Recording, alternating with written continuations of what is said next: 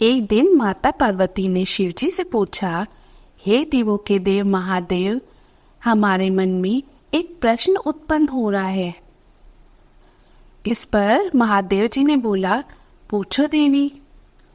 माता पार्वती बोली कि हे प्रभु, व्यक्ति अपने घर में ये पता नहीं लगा सकता है कि उसके घर में कितना भोजन आज बनना चाहिए, जबकि वह रोज भोजन बनाता है, उसमें से आधा व्यर्थ करता है और आधा ही खाता है।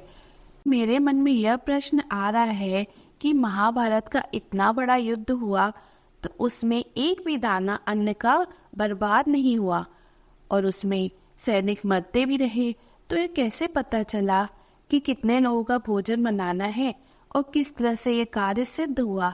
इस पर महादेव जी बोले, यह महाभारत की एक अति दुर्लभ कथा है देवी। आज मैं ये तुम्हें श्रवण कराता हूँ और तुम इसे पूरा ही श्रवण करना। सुनो देवी ये कथा। महाभारत को हम सही मायने में विश्व का प्रथम विश्व युद्ध कह सकते हैं, क्योंकि शायद ही कोई ऐसा राज्य था जिसने इस युद्ध में भाग नहीं लिया। आर्यावर्त के समस्त राजा या तो कौरव अथवा पांडव के पक्ष में खड़े दिख रहे थे।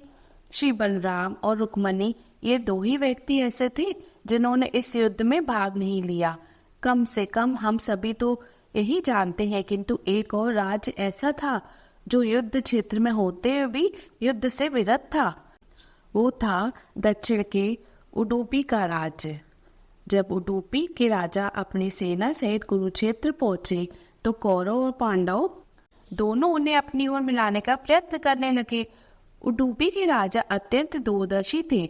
उन्होंने श्री कृष्ण से पूछा, हे माधव, दोनों ओर से जिससे भी देखो युद्ध के लिए ललायत दिखता है, किंतु क्या किसी ने सोचा है कि दोनों ओर से उपस्थित इतनी विशाल सेना के भोजन का प्रबंध कैसे होगा। इस पर श्री कृष्ण ने कहा, महाराज, आपने बिल्कुल उचित सोचा है। आपकी इस बात को छेड़ने पर मुझे प्रतीत होता है कि आपके पास इसकी कोई योजना है। अगर ऐसा है तो कृपया करके बताइए। इस पर उडुपी नरेश ने कहा, हे वासुदेव, ये सत्य है। भाइयों के बीच हो रहे इस युद्ध को मैं उचित नहीं मानता, इसी कारण इस युद्ध में भाग लेने की मुझे इच्छा नहीं है, किंतु ये युद्ध अब टाला नहीं जा सकता है। इसी कारण मेरी ये इच्छा है कि मैं अपनी पूरी सेना के साथ यहाँ उपस्थित समस्त सेना के भोजन का प्रबंध करूं।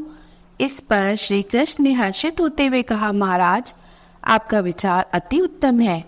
इस युद्ध में लगभग 50 लाख योद्धा भाग ले रहे हैं और अगर आप जैसे कुशल राजा उनके भोजन के प्रबंध को देखेंगे, उस ओर से हम निश्चिंत हो जाएंगे। वैसे भी मुझे पता है सागर जितनी इस विशाल सेना के भोजन प्रबंधन करना आपके और भीमसेन के अतिरिक्त और किसी के लिए भी संभव नहीं है।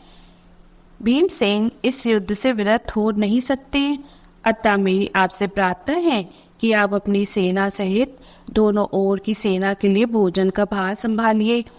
इस प्रकार उडुपी के महाराजा ने सेना के भोजन का भार संभाला।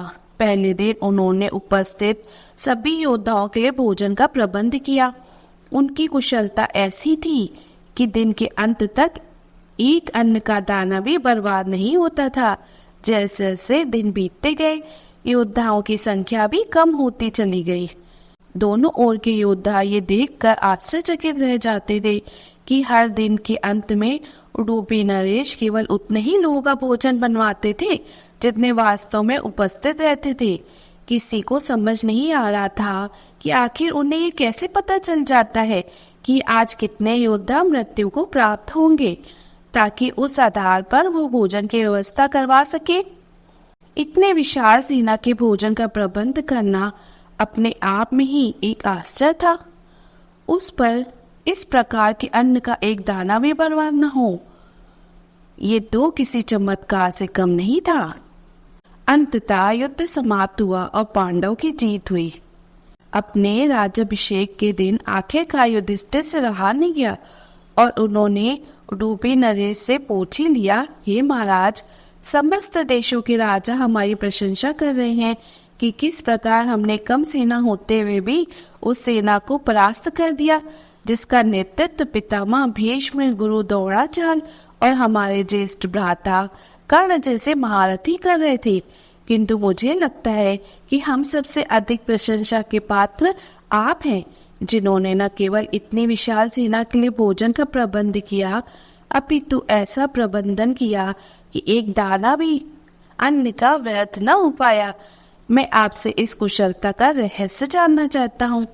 इस पर उडुपी नरेश ने हंसते हुए कहा, सम्राट, आपने जो इस युद्ध में विजय पाई है उसका श्रेय किसे देंगे? इस पर युधिष्ठिर ने कहा, श्री कृष्ण के अतिरिक्त इसका श्रेय और किसे दिया जा सकता है? अगर वे न होते तो कौरव सेना को परास्त करना असंभव था। तब उडुपी नरेश ने कहा, हे महाराज, आप जैसे मेरा चमत्कार कह रहे हैं वो भी श्री कृष्ण का ही प्रताप है। ऐसा सुनकर वहां उपस्थित सभी लोग आश्चर्यचकित हो गए। तब उडुपी नरेश ने इस रहस्य से पर्दा उठाया और कहा, हे महाराज, श्री कृष्ण प्रतिदिन रात्रि में मूंगफली खाते थे। मैं प्रतिदिन उनके शिविर में गिनकर मूंगफली रखता था और उनके खाने के पश्चात गिनकर देखता था कि उन्होंने कितनी मूंगफली खाई है।